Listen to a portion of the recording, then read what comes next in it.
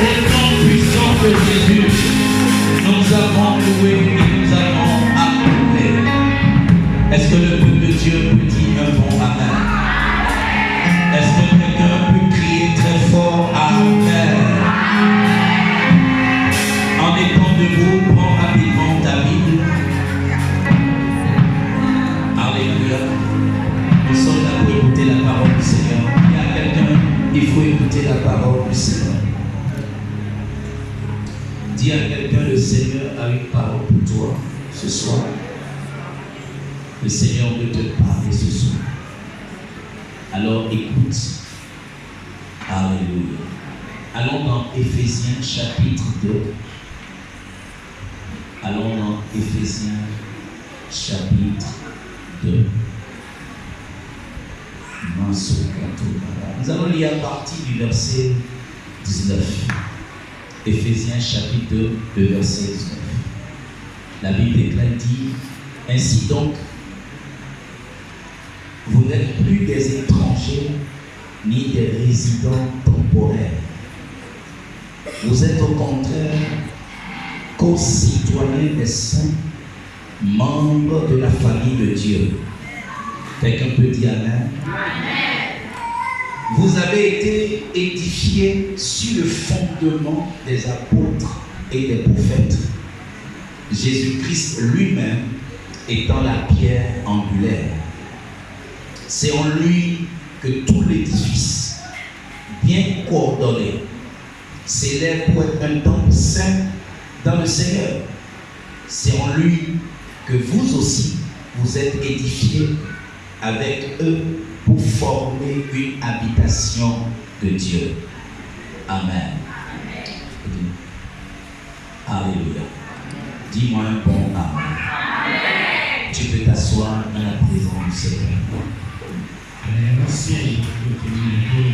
Ce soir, le Seigneur a une parole pour toi. Le Seigneur veut te parler. Le Seigneur veut t'instruire. Le Seigneur a une parole spéciale pour toi, afin que tu puisses bien gérer 2025. 2026. Alléluia. Amen. Le thème de mon exhortation, du moins de mon message ce soir, je l'ai intitulé Édifié en Christ.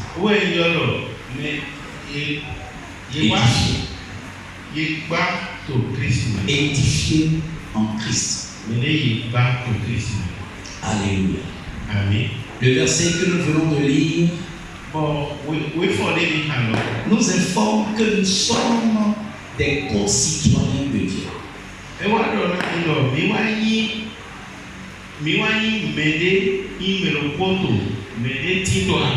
Ce verset nous dit que nous ne sommes plus des étrangers, ni des résidents temporaires, mais que nous sommes au contraire des co-citoyens des saints.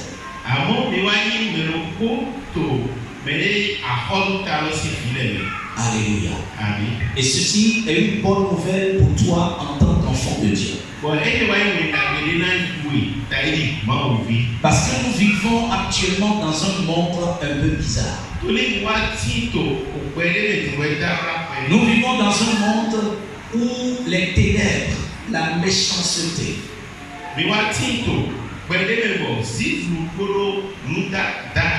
nous vivons dans un monde où la terreur, la méchanceté est en train de devenir une mode de vie. Un monde qui est rempli des choses inimaginables. Un monde dans lequel le mal est en train d'atteindre un niveau que nous ne connaissons pas auparavant. Un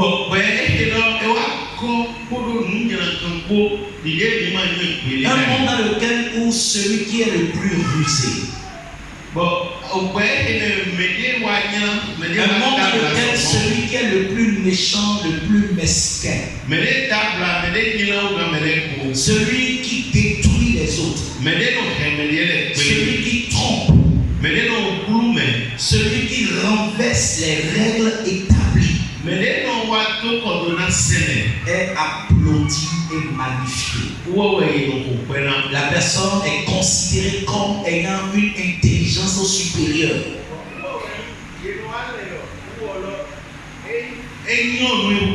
La personne est célébrée comme étant un héros. Les normes de notre société sont bizarres. Et c'est pourquoi le Seigneur disait à ses disciples, dans cette prière plutôt au Seigneur, il dit, Père, garde-leur dans le monde, car ils ne sont pas du monde.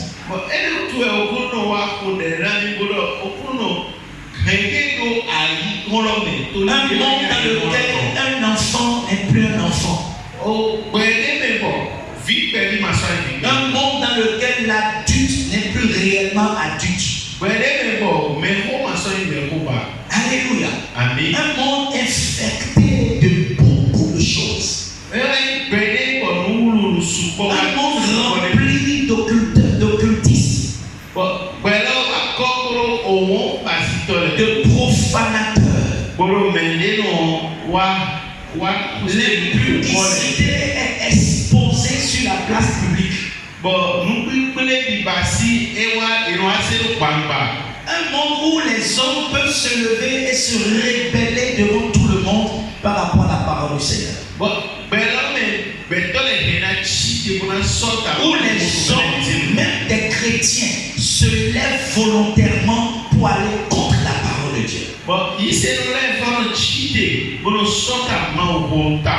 Mais ce que vous devez comprendre en tant qu'enfant de Dieu, c'est que ce mal se multiplie à cause d'une chose très importante. Ce mal se multiplie parce que l'ennemi, le diable, sait qu'il a peu de temps. Il sait qu'il a peu de temps. Il sait qu'il n'a plus beaucoup de temps. Il sait que très bientôt son heure va sonner. Il sait que très bientôt la trompette va sonner. Alléluia.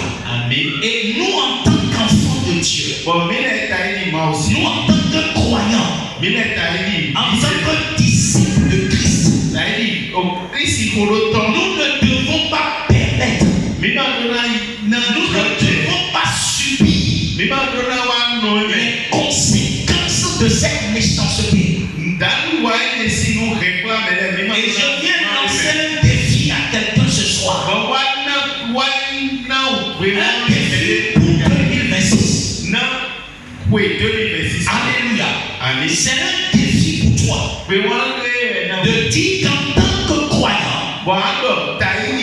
de dire qu'en tant que disciple de Christ, je refuse de subir les conséquences de cette méchanceté.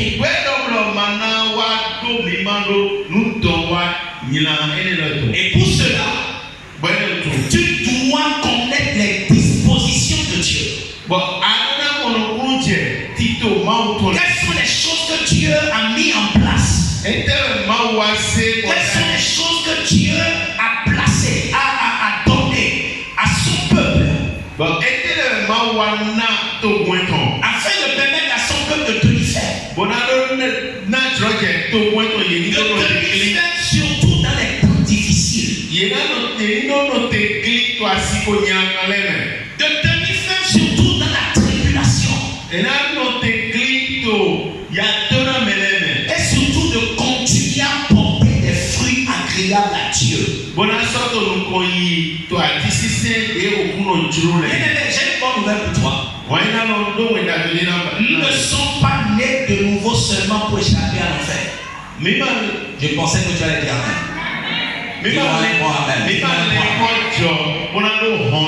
Tu n'es pas seulement né de nouveau pour obtenir un billet pour aller au paradis.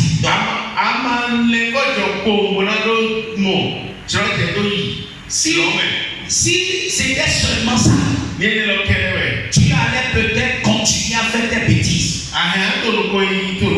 Je ne suis pas seulement né de nouveau pour échapper à l'enfer.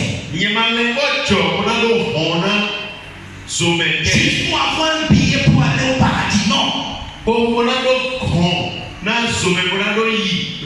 Non, il y a une bonne nouvelle qui est liée à cela. Lorsque nous lisons dans 1 Timothée chapitre 4, le verset 8, la Bible dit que en effet, l'exercice physique est utile à peu de choses, tandis que la piété est utile à tout. Car elle a la promesse de la vie présente et de la vie à venir.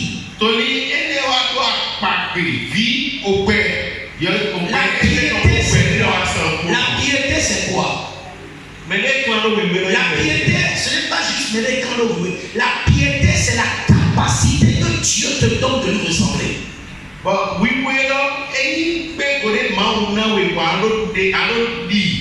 La capacité qu'il te donne, la force qu'il te donne, le potentiel qu'il te donne, l'habileté qu'il te donne, de pouvoir être comme lui, être comme ton créateur. Alléluia. Et c'est cela la bonne nouvelle. Et pas juste être comme lui. Mais il dit que la piété est profitable non seulement dans ce temps, mais dans le temps à venir.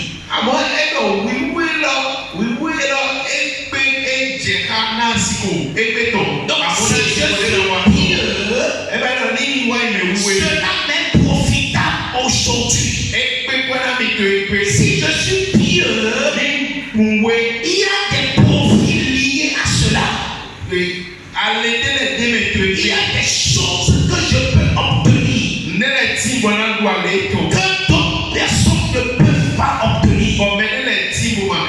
Et si j'obtiens ces choses, c'est tout simplement parce que je marche dans la piété. Dans Hébreux 6, verset 9, la Bible dit ceci. Il dit, même si nous parlons ainsi, bien aimé, nous sommes convaincus qu'en ce qui vous concerne, vous avez la meilleure part, celle qui est favorable au salut. Nous avons la meilleure part, les meilleures choses, les meilleures choses favorables au salut. Lorsque vous venez à Christ, en dehors du fait que vous échappez à l'enfer,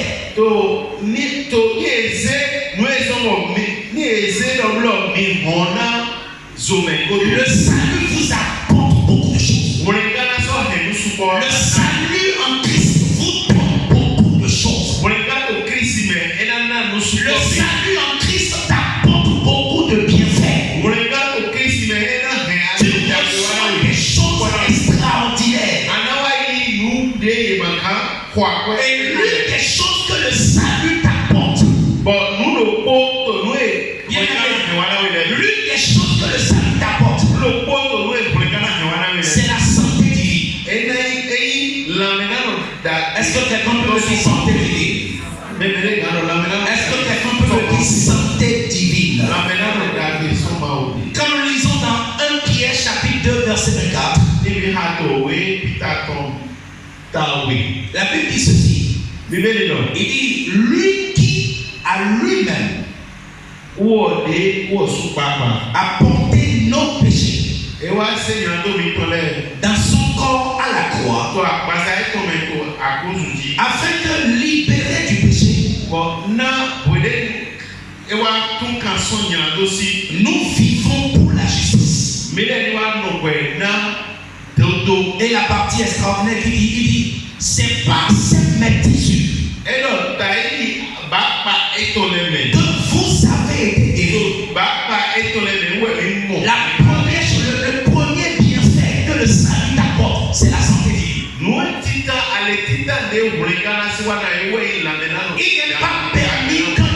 enfant de Dieu soit malade. La maladie peut venir, mais la maladie ne peut pas demeurer. La maladie peut visiter, mais la maladie ne peut pas rester. La maladie peut venir essayer pour rester en toi, mais elle ne peut pas rester. Parce que on dit de par cette maîtrise, le Seigneur nous a obtenu quoi? La guérison. Il nous a obtenu quoi? La guérison. La guérison. Je viens prier pour quelqu'un ce soir. Cette maladie ne va pas t'accompagner en 2026. Ton amen est bizarre. Dis-moi un peu amen. En 2026, la maladie ne tapera pas à ta porte. Je dis, la maladie ne tapera pas à ta porte. Vous savez, vous connaissez la valeur d'une chose lorsque vous la perdez.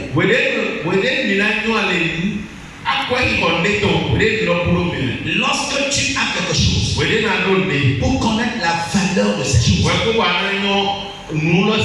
c'est le jour où tu en as besoin, mais tu ne trouves pas. Quand je parle de santé, tu peux penser que c'est banal. Quand je parle de santé, tu peux dire que c'est quelque chose d'ordinaire, de simple. Les gens ont l'argent, ils ont l'argent, mais ils n'ont pas la santé. Et avec l'argent, l'argent ne peut pas leur donner la santé. Mais la Bible dit qu'en Christ, le salut en Christ me donne la santé.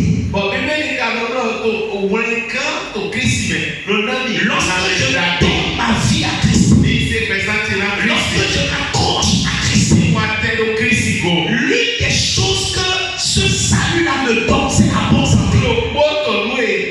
La Bible parle de le fait qu'on l'a tapé, le fait qu'il a reçu des coups, cette maîtrise qu'on a laissée dans son corps, c'est pour que je puisse être guéri. C'est pour que la maladie ne vienne plus s'installer dans mon corps. Je viens prophétiser dans la vie de quelqu'un. En 2026, la maladie ne tapera pas à ta porte. Si tu veux dire bon amen, c'est célé. Dis-moi un bon amen. Dis-moi un bon amen. Alléluia. Amen. Alléluia. Amen. En tant que temple de Dieu, l'édifice de Dieu, l'habitation de Dieu. Et puis qu'est-ce que la maison de Dieu peut avoir avec Bélia? Bélia, c'est le prince des ténèbres.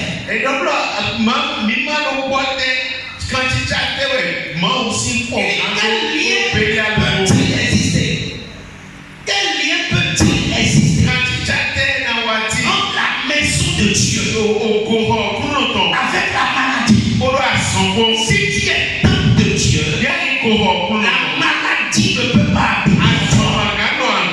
C'est pour cela que je prophétise encore que le sang de Jésus soit appliqué à ton esprit, que le sang de Jésus soit appliqué à ton âme, que le sang de Jésus soit appliqué à ton corps. Je viens chasser toute maladie dans ton corps dans le nom de Jésus. Qu'est-ce que le salut t'apporte? Le salut t'apporte des ressources surnaturelles. Est-ce que quelqu'un peut me dire les ressources surnaturelles? Est-ce que quelqu'un peut répéter les ressources surnaturelles? La Bible déclare dans Apocalypse chapitre 5,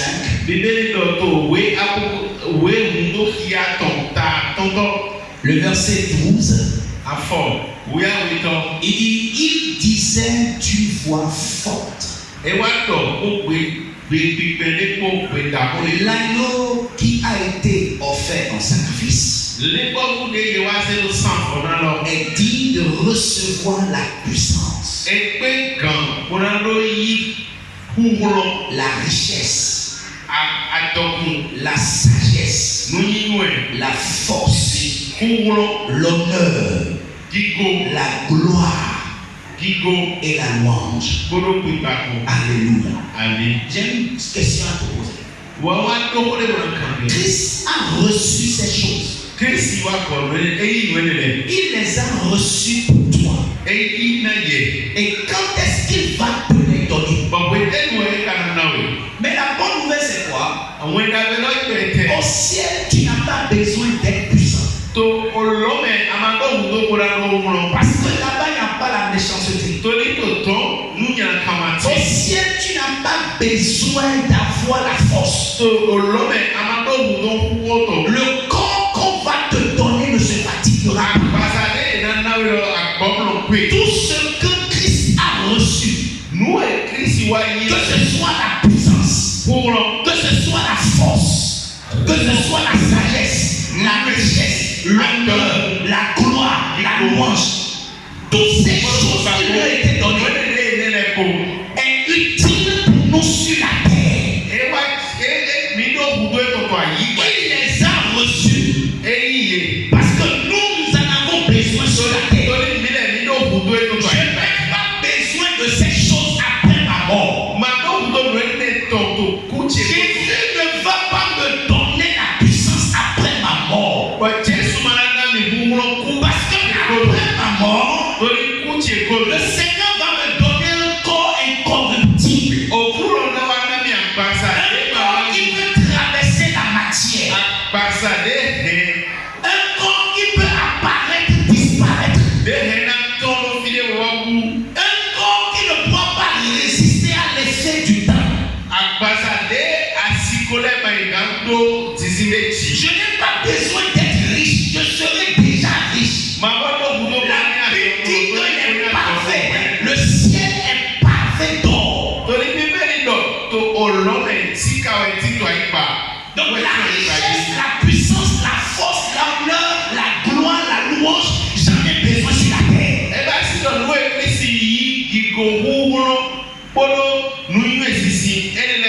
Il les a reçus pour moi, pour me les donner, afin que je puisse les utiliser en tant que concitoyen de Dieu. Et c'est pour cela que je déclare de prophétie dans la vie de quelqu'un.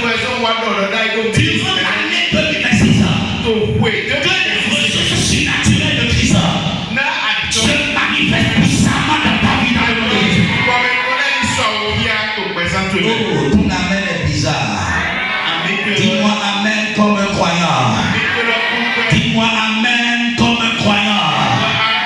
Je dis les ressources surnaturelles de Dieu ne te manqueront pas. Je dis les ressources surnaturelles de Dieu ne te manqueront pas. Alléluia. Alléluia. Il les a reçus pour moi. Le salut nous apporte la préservation. Le salut nous apporte la protection divine. Le salut de Christ nous apporte la préservation divine. En dehors du fait que le salut te donne la santé, te donne les ressources surnaturelles, tu as besoin de la protection.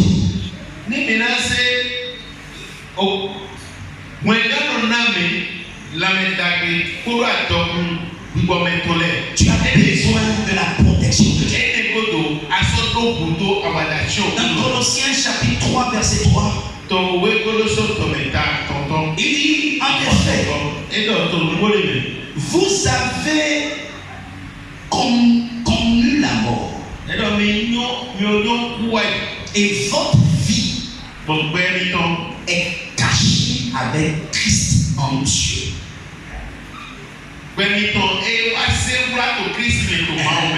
Quand tu reçois Christ, Christ devient une protection couverture. Tu es caché en Christ. Et comme Christ est en Dieu, tu es caché en Dieu. Est-ce que je parle à quelqu'un ce soir? Est-ce que je parle à quelqu'un ce soir?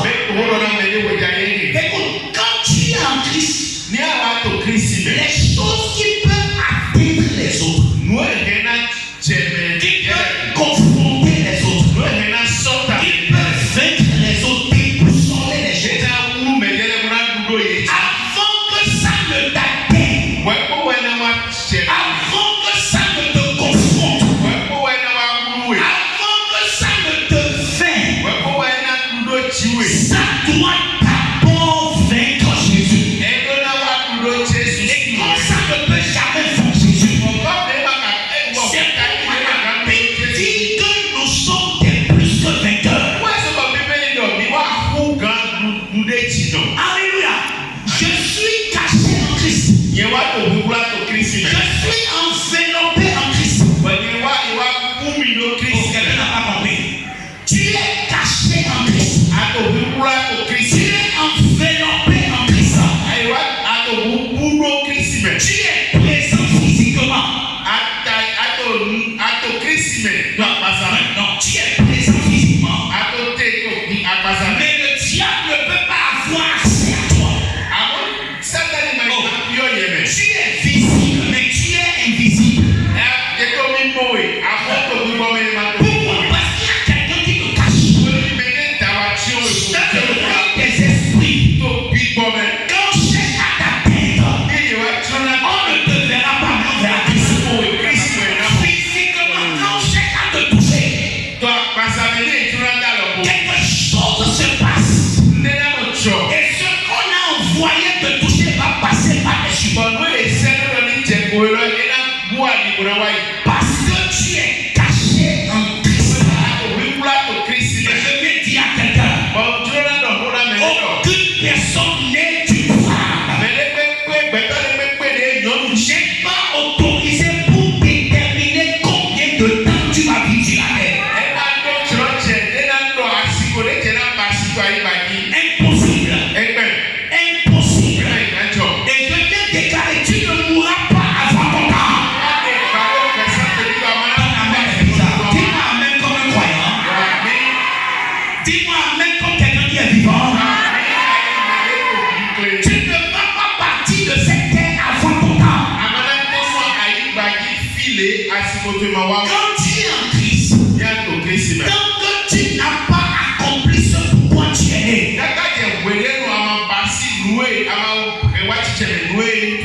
l'ennemi ne viendra pas te prendre. Ton amen est bizarre. Ton amen est bizarre. Quatrième chose que le salut t'apporte. Et c'est sur ça que nous allons travailler cette année. Dis à quelqu'un, c'est sur ça que nous allons travailler cette année. Dis à quelqu'un, le quatrième point, c'est sur ça que nous allons travailler cette année. Une chose que le salut t'apporte. Le salut t'apporte la croissance. Le salut t'apporte l'édification. Il t'édifie comme un temple vivant. Écoute, le salut fait de toi une habitation pour Dieu. Le salut fait de toi la maison de Dieu. Et quand nous lisons dans Éphésiens chapitre 2, nous lisons le verset 21. Il dit, c'est en lui que tout l'édifice, tout l'édifice, alléluia, tout l'édifice bien coordonné, l'édifice est bien coordonné, s'élève pour être un temple saint. Un temple saint pour le Seigneur. que vous aussi, vous êtes construits, vous êtes bâtis, vous êtes édifiés avec eux, avec les apôtres,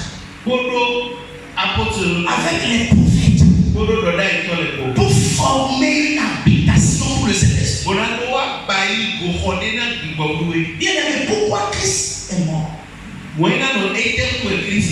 Est-ce qu'il est seulement mort pour que tu reçoives le salut, bien, comme je l'ai dit tout à l'heure, échapper à l'enfer? Ou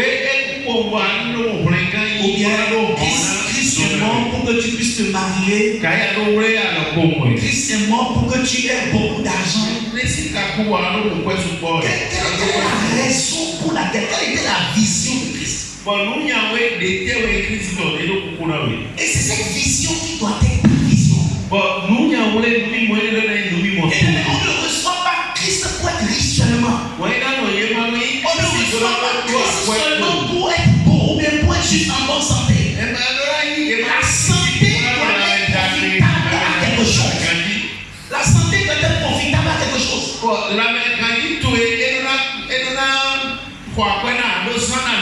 La vision de Christ est claire. C'est de nous des temples vivants de Dieu. Et être temple vivant de Dieu, c'est la plus grande des bénédictions. Écoute ceci. Quand tu vois un hôtel spirituel, un hôtel, l'esprit de l'hôtel n'habite pas dans l'hôtel. Mais cet esprit habite dans le sacrificateur de l'hôtel.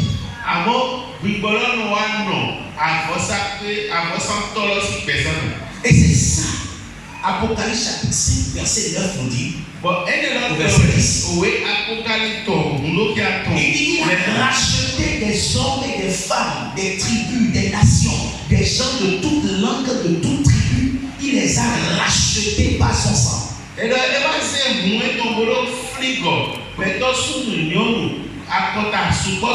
Afin de faire d'eux des sacrificateurs. Afin d'habiter en eux. Afin qu'ils soient le lieu de son habitation. C'est la plus grande des bénédictions. Avoir le Créateur en nous. Imaginez celui qui a créé l'univers, celui qui a créé le royaume des anges, le royaume des métaux, des végétaux, celui qui a créé l'espèce humaine, les hommes, celui qui a créé toutes choses habite en toi. Il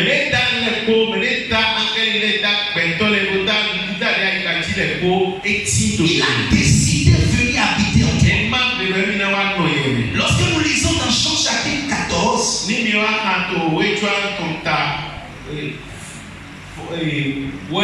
la Bible dit que Jude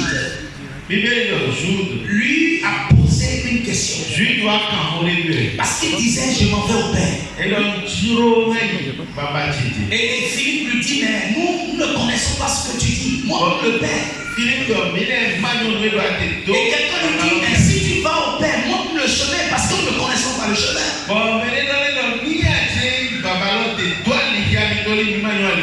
Alléluia. Et dans le verset 22, dans cette discussion, je lui pose une question. Il dit, Seigneur, comment se fait-il que tu te feras connaître à nous? Et non au monde. Alléluia. Tu peux le faire connaître à nous spécialement. Et non aux gens qui sont de l'autre côté. Ça veut dire quoi? Pendant qu'il était avec eux, ils ont connu Christ dans une certaine dimension. Mais il y a une autre dimension dans laquelle Dieu veut les amener. Et pour les amener dans cette dimension, ils doivent devenir son temple. Ils doivent devenir son édifice. Ils doivent devenir ses sacrificateurs.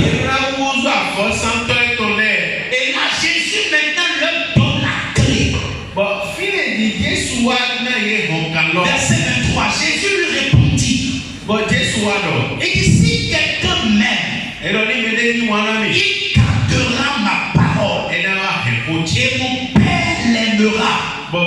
dit, nous viendrons vers lui.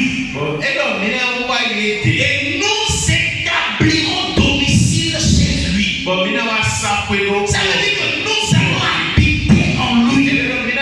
Nous allons faire de lui notre maison.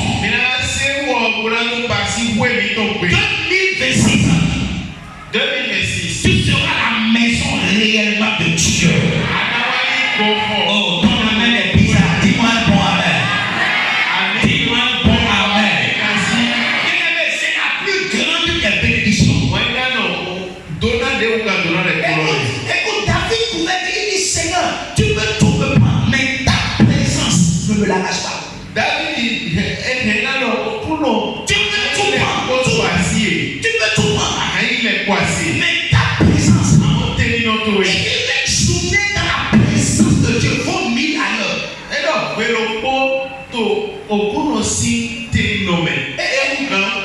Et regarde un peu ce que je dis. 1000 ailleurs. Je dis maintenant que le Créateur vient habiter en toi. Et c'est ce que le salut te donne.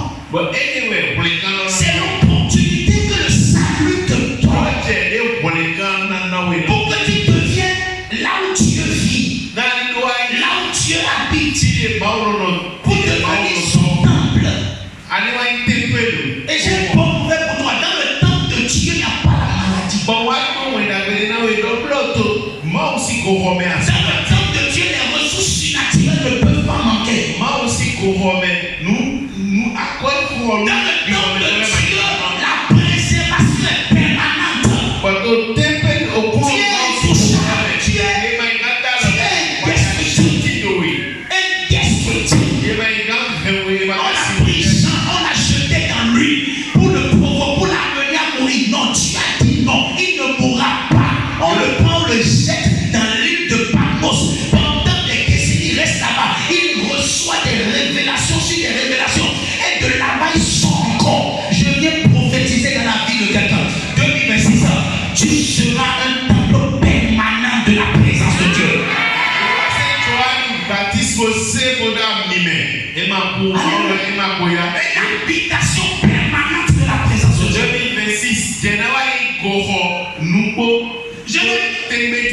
Écoute, le Seigneur ne t'a pas amené ici ce soir juste pour que je puisse te dire tu es béni et que tu rentres. Non.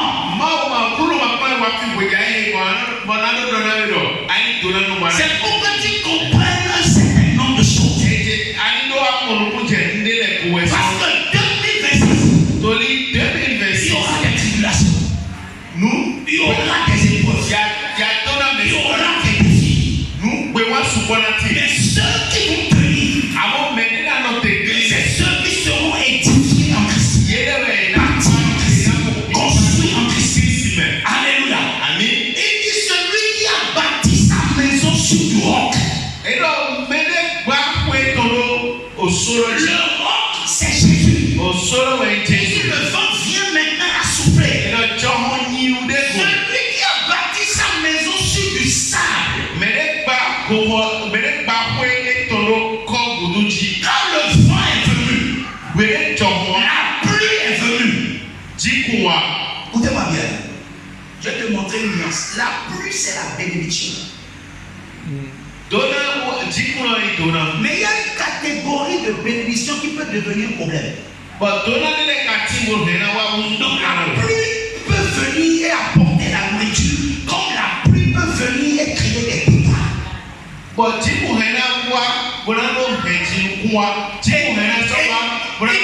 Dieu te donne de l'argent en abondance. Si tu n'es pas affermi en Christ, ça va t'enlever. Ça va te délocaliser dans les secteurs. Les sectes viendront te coopter dans leur réseau. Ils vont commencer par te faire des propositions. Vous savez, des fois, il y en a qui commencent avec Christ, mais quand ils atteignent un certain niveau de richesse, ils se disent, avec mon niveau de richesse, Christ ne peut pas me protéger. Mais il t'a rendu riche. Celui qui a commencé cette œuvre avec toi est capable de te garder dans cette œuvre.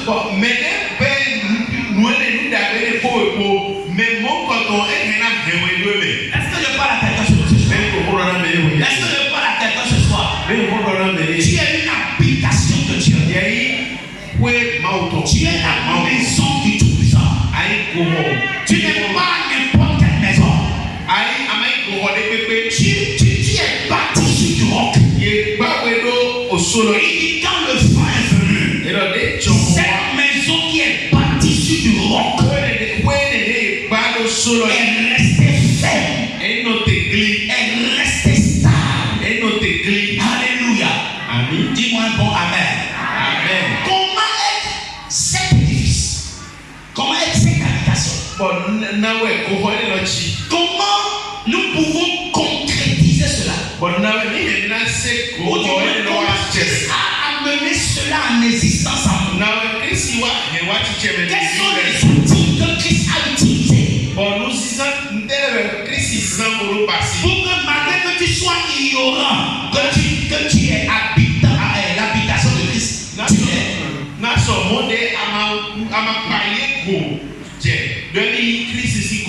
Il a déjà fait.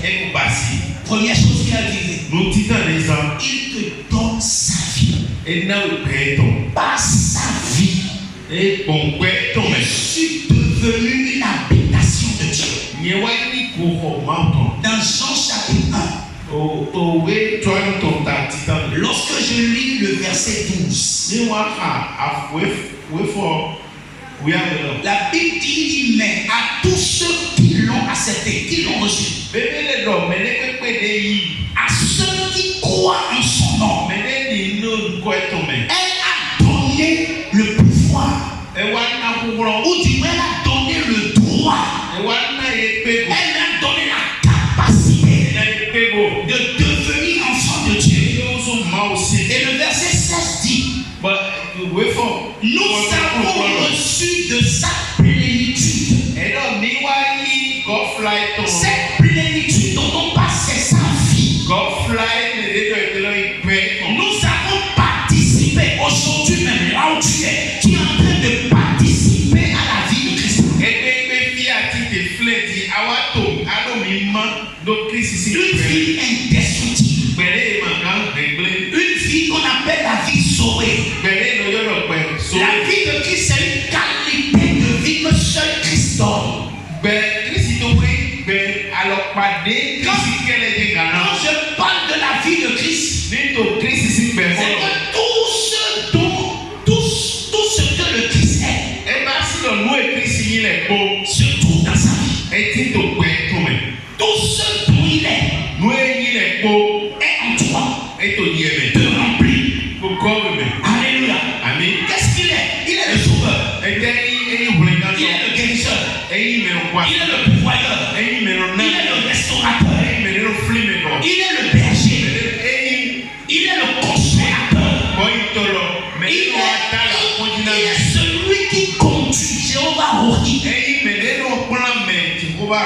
Alléluia. Tout ce qu'il est se trouve dans sa vie. Et cette vie-là se trouve en toi. Christ porte en lui la vie de Dieu. Et cette vie, il dit dans Jean chapitre 3, verset 16. Dieu a tant aimé le monde qu'il a donné son Fils, afin que quiconque croit en lui ne périsse point, mais qu'il ait la vie éternelle. Donc c'est une vie qui n'a pas de fin. C'est une vie qui ne termine pas, qui ne finit pas. Alléluia. Alléluia. Donc tout ce qui peut être dit de Dieu peut être dit de toi. Oh, quelqu'un n'a pas compris. Tout ce qui est dit de Dieu, parce que sa vie est en moi, ça veut dire qu'on peut le dire de moi. Il dit tout ce que je fais, vous pouvez le faire. Maintenant, il dit vous allez encore faire des choses plus grandes.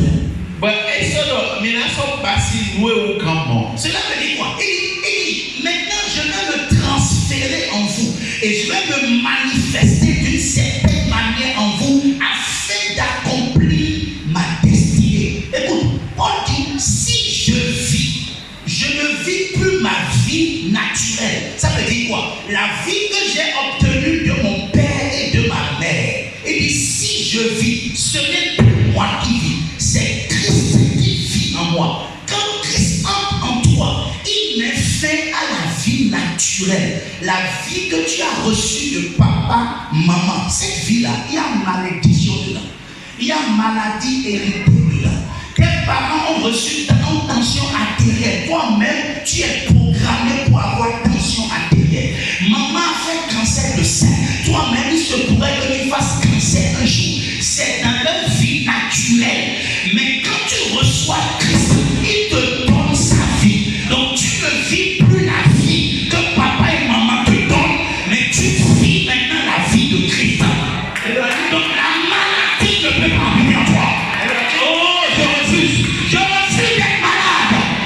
Alors Christ il te nieme. Où est ton père te nieme?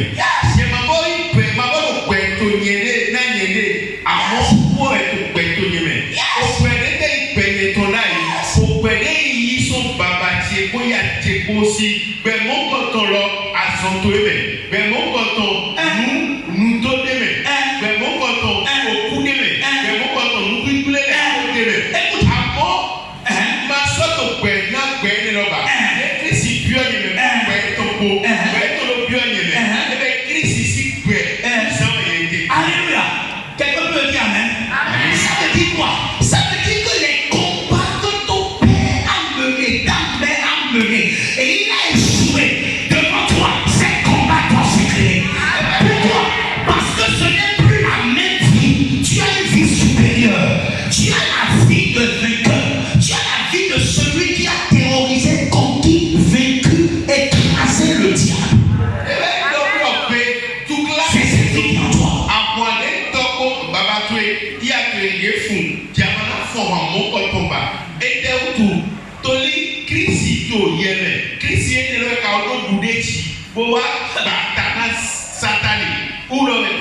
Alléluia. Ça veut dire que la sorcellerie dans la maison de ton père, dans la maison de ta mère ne peut plus t'affronter de manière non. Quelque chose a changé en toi. Ton ADN a changé. Les informations dans ton sang ont changé. Ce n'est plus la même chose. Alléluia. Regardez ce que Jésus dit à Pilate. Pilate le regarde. Elle lui dit, est-ce que tu ne sais pas que j'ai le pouvoir de te crucifier, de te tuer, comme de te libérer? Et Jésus le regarde, il dit, le regard qui le regarde là est en chair. Il est dans chair. Il est dans chair.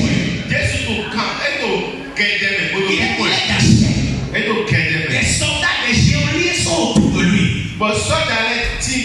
Et il regarde Pilate et lui dit, tu n'auras aucun pouvoir sur moi. Aucun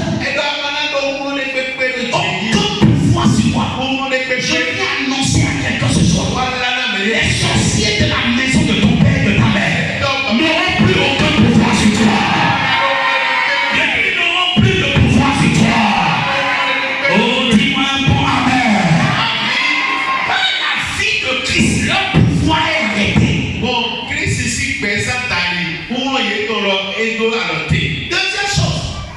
Deuxième outil que Jésus utilise pour faire de toi sa maison. C'est sa puissance. Dis à quelqu'un sa puissance. Dis à quelqu'un sa puissance. Dis à quelqu'un d'autre sa puissance. Dans Luc chapitre 10, le verset 19. Il dit ceci. Et donc, Il dit voici. et donc, Toi, voici toi.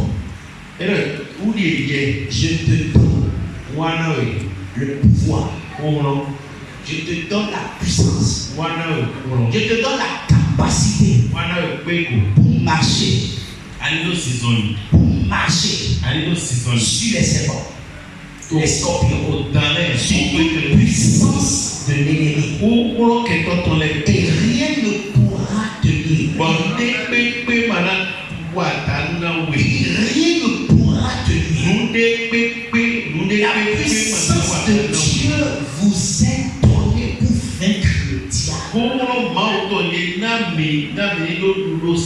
Jésus t'a donné la puissance pour vaincre le diable. Tu ne peux pas être l'édifice de Dieu. Si au préalable, la puissance n'entre pas en toi pour détruire certaines fondations. Abattre certains arbres. Alléluia. Donc certaines choses doivent être détruites en toi. On doit les détruire, on doit les anéantir, on doit les renverser. Quand vous lisez dans Romains chapitre 8, le verset 11, la Bible dit ceci. Et si l'esprit de celui qui a ressuscité Christ entre les morts. Yes. Si cet esprit habite en toi, il dit quoi? Il dit s'il habite en toi, il rendra aussi la vie à ton corps mortel. Pourquoi? Parce que l'esprit vient avec la puissance. Vous recevez le Saint-Esprit. Mais avant, il dit vous allez recevoir une puissance. Donc la puissance vient quand le Saint-Esprit arrive. Personne qui a reçu le Saint-Esprit ne peut manquer de puissance. Donc par la puissance, Jésus te bâtit, il te construit, il t'édifie, il t'affermit, il te donne la croissance et tu vas grandir. Et je viens prophétiser par la puissance. 2026, tu vas voir une croissance fulgurante. Dis-moi un bon amen. Par quel outil le Seigneur nous bâtit? Par sa mort. Ça peut te paraître bizarre. Mais par sa mort, il nous bâtit. Il nous construit. Alléluia. Quand nous lisons dans Hébreu, allons dans Hébreu chapitre 9. Hébreu chapitre 9. Bien aimé. Hébreu chapitre 2, plutôt, le verset 9. La Bible dit toutefois, celui qui a été abaissé pour peu de temps au-dessous des anges,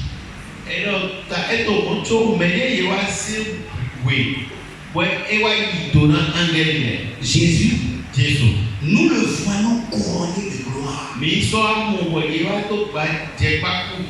et d'honneur à cause de la mort qu'il a souffert.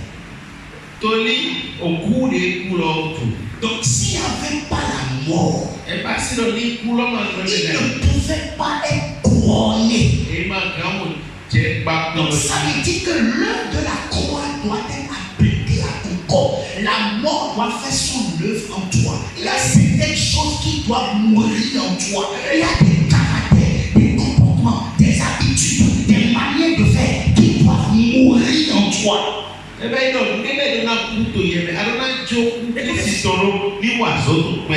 Beaucoup de chrétiens qui se disent chrétiens, quand vous voyez leur vie, ils n'ont rien de chrétien. Parce qu'ils ne sont pas morts avec Christ à la croix. Ceux qui n'est pas mort ne peuvent être couronnés. Ceux qui n'est pas mort enterrés. Il faut que le grain tombe à terre pour pouvoir pousser. Quand ça tombe à terre, ça pourrit dans la terre. C'est le cycle. Vous êtes trop vivant. Tu dois mourir un peu. Il y a des choses qui doivent mourir en toi. Tu es trop intelligent. Mais devant Dieu, tu es trop bête. Tu es trop vivant, tu es trop dans la chair. Cette chair-là doit être épurée, on doit mettre ça dans le feu et enlever le jus du monde de toi. Tu as tout le monde dans tel fait. Quelqu'un qui n'a pas pris par la mort ne peut pas être un édifice de Dieu. Un exemple simple. Quand tu es dans la circulation et quelqu'un conduit mal, comment est-ce que tu le dis? Quand tu es en circulation et quelqu'un te cherche d'une certaine manière, comment tu fais? Quand on te prive de ce dont tu as droit, quelle est ta réaction? Alléluia. À un certain moment, tu as raison, mais on refuse de te donner raison.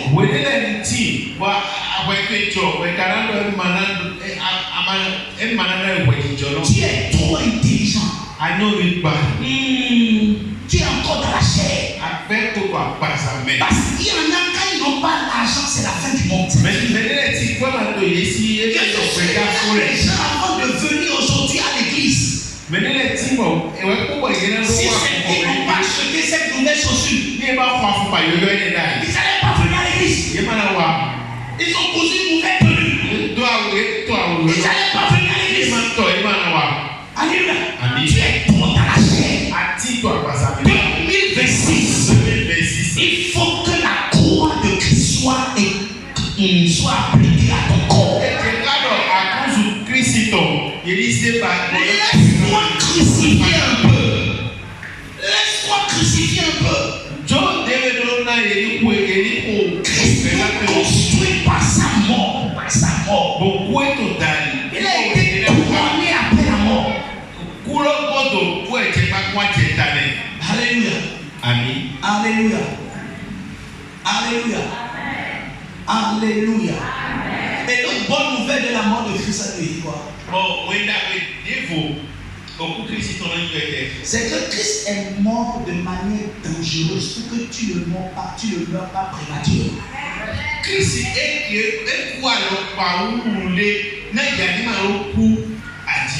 C'est ça qui est paradoxal.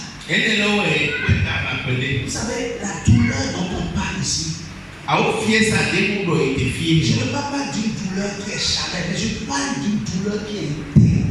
Dieu ne veut pas que tu aies mal au-dedans de toi. Il t'a délivré de cette mort. Il t'a délivré de ça. Jésus a souffert pour que j'ai plus à souffrir. Donc ça veut dire qu'il m'a délivré d'une certaine mentalité. Il y a une mentalité qui est une mentalité de mort. Il y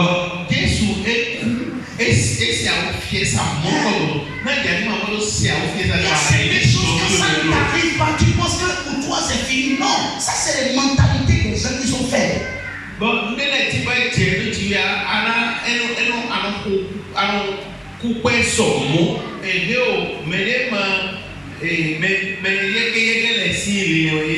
Alléluia. Et pour finir, Christ te bâtit par sa résurrection. Christ est noir par où bon fonction pour être condamné. Te bâtit par sa résurrection. Christ est noir par où bon fonction pour être condamné. Par sa résurrection, il t'a transporté dans une autre dimension. Bon fonction pour être condamné. Et dans tu ne vas pas expérimenter sa mort, mais tu vas expérimenter sa résurrection. Amo alamojoro meji fonson kwe ton Alléluia. Amen. Alléluia. Amen. Il t'a repositionné dans son règne, dans le règne des esprits. Bon, ewa koese pio agbegbe etome to agbegbe gbigbolẹ Et je etome. viens prier pour quelqu'un. Bon wa kona fone na mele idoja ye. Que en 2026, To kwe 2026 lome. que par la vie de Christ, Bon o pe Kristi ton ta. tu sois édifié en lui. Ani mo gbigba Ton âme ito. est bizarre. Par la puissance de son esprit, Bon kumo gbigbo eton. sois édifié en lui. Ani mo gbigba dali ni Par pa sa ito. mort, Oku eton dali. devient maintenant son habitation. Wa wuzu goho eton. Et par la puissance de sa résurrection, Bon fonson ku eton dali. commence par opérer depuis le lieu céleste. Jẹ azọwa yi sọ lọlẹbẹ. Est-ce que quelqu'un peut me dire un grand amen? Bébélé gbọdọ Est-ce àmì. que quelqu'un peut se lever sur ses pieds et acclamer très fort? Bébélé rántí dé la fún ẹgbẹ́ ìgbọ́lá ọgbẹ́ náà òkú náà. Il y a une seule requête pour toi. Wà ló Oui, une seule requête pour wà ló toi. dẹ kóró kóge náà. Tu vas dire, Père, Àlọ́tọ́ ce soir, òyà yìí je réclame wà píọ́ la grâce jọ́mi o. pour être Wọ́n á lóyún. ton édifice.